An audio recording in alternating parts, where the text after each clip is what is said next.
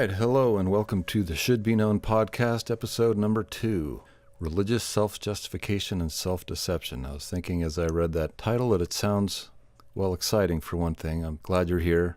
It sounded like I was going to talk about religion as if it's all one big self-deception, which is not what I was going to say at all, on the contrary, but I do want to take you through kind of the history of how my thought has gone on these things, because we're going to take it further and go into how it affects mental health and all kinds of really exciting stuff.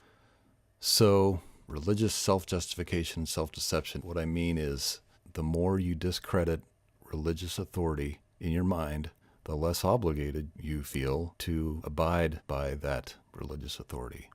Let's take the Savior, okay? So he is a religious authority if you believe such, and those who abide by what he says are okay, and they're free to believe in him fully.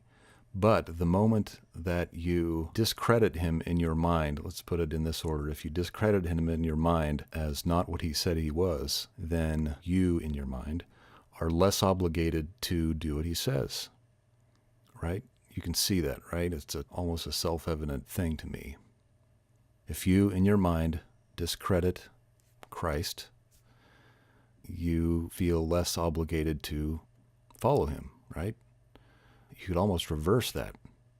If you stop following Christ, or if you do something that you know is, whether you know it or not, that is not consistent with his teaching and everything, then you must discredit him in your mind in order to justify yourself.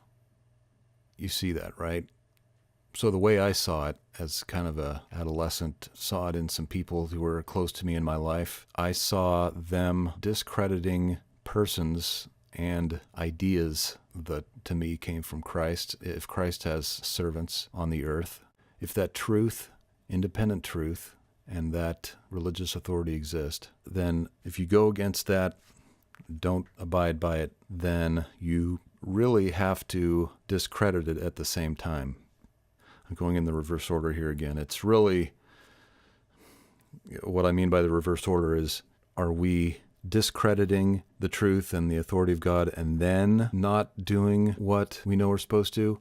Or are we not doing what we're supposed to, and then in our minds, in order to justify ourselves, we discredit that religious authority and truth? Which is it, right? And it's really one and the same thing, is what I think. At the same time that you discredit the truth or the authority of God, you stand justified in not abiding it in your mind, right? Not really. You can't, nobody can really destroy the authority of God or the appointment of a person who's called of him. You can't change the truth, but we try. And we all do, to various degrees. It's something that is part of life. But we have the choice to follow Christ or not, for example. So is this concept clear? I mean, when I saw it, it was like, okay, I can see you bad-talking this person who I consider to be appointed by God.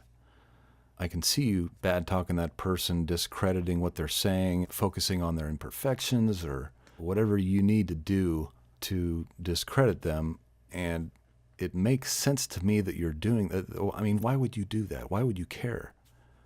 And it makes all the sense in the world to me that the only reason you do that is to justify not having to do what they say. And the people that I am thinking of didn't like authority.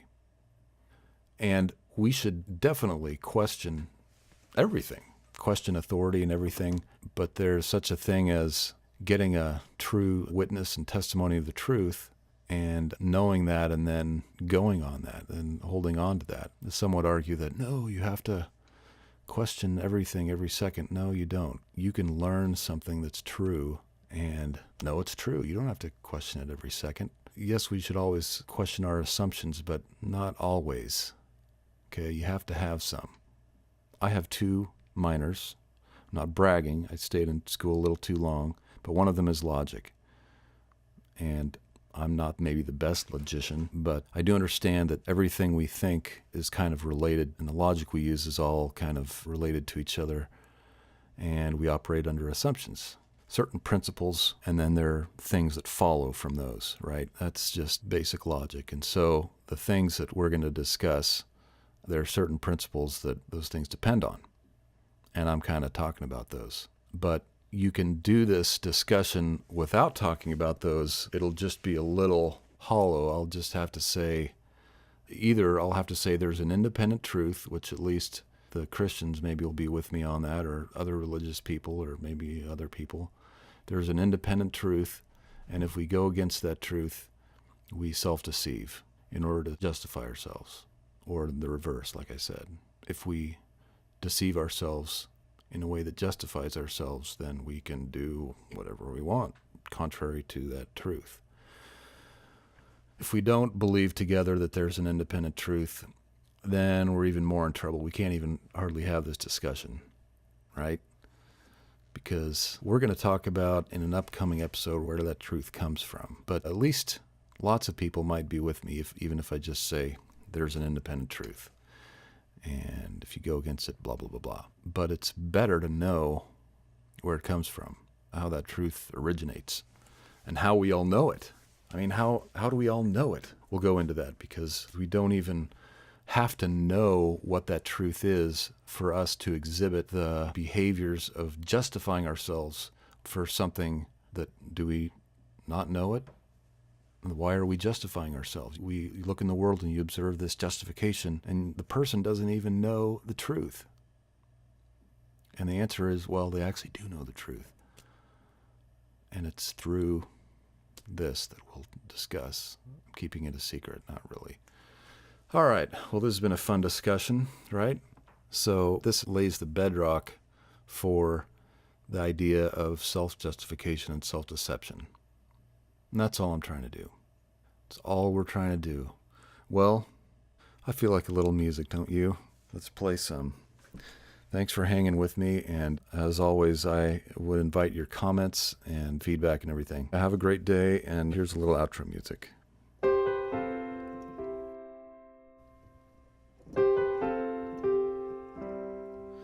Fitting, isn't it? Call your girlfriend independent truth and self... Anyway.